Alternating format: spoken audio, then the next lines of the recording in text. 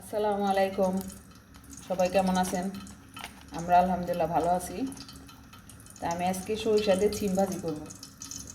বিসমিল্লাহ। পেঁয়াজ দিয়ে দিলাম। পেঁয়াজ ভাজা হয়ে গেছে।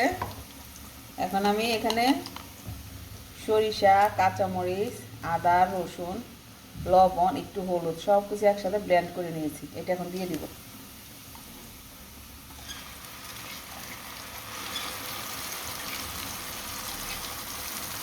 এটাকে ভালো করে কষিয়ে নেব।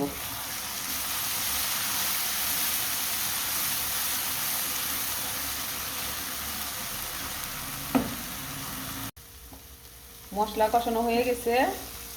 এখন আমি যে ছিমটাকে একটু লবণ দিয়ে সিদ্ধ করে নিয়েছি, এটা দিয়ে দিব।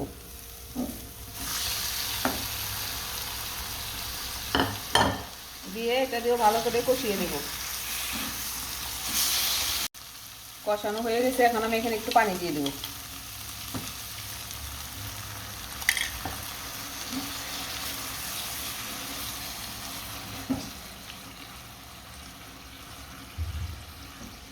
এখন আমি ঢেকে দিব।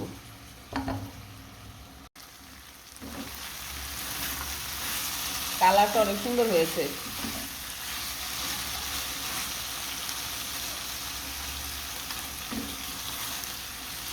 আর একটু ভাজা ভাজা হলেই নামিয়ে ফেলবো।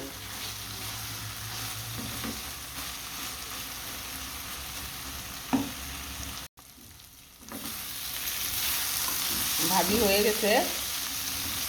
এখন আমি এটা নামিয়ে ফেলবো। লবণ টবণ সব পারফেক্ট হয়ে গেছে।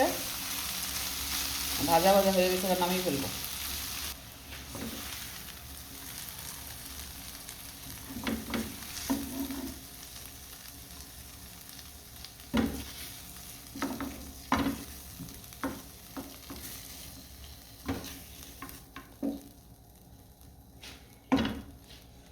এই তো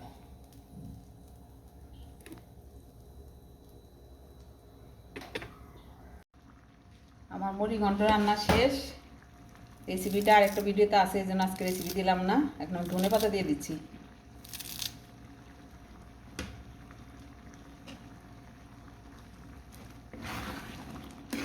এই তো রান্না শেষ।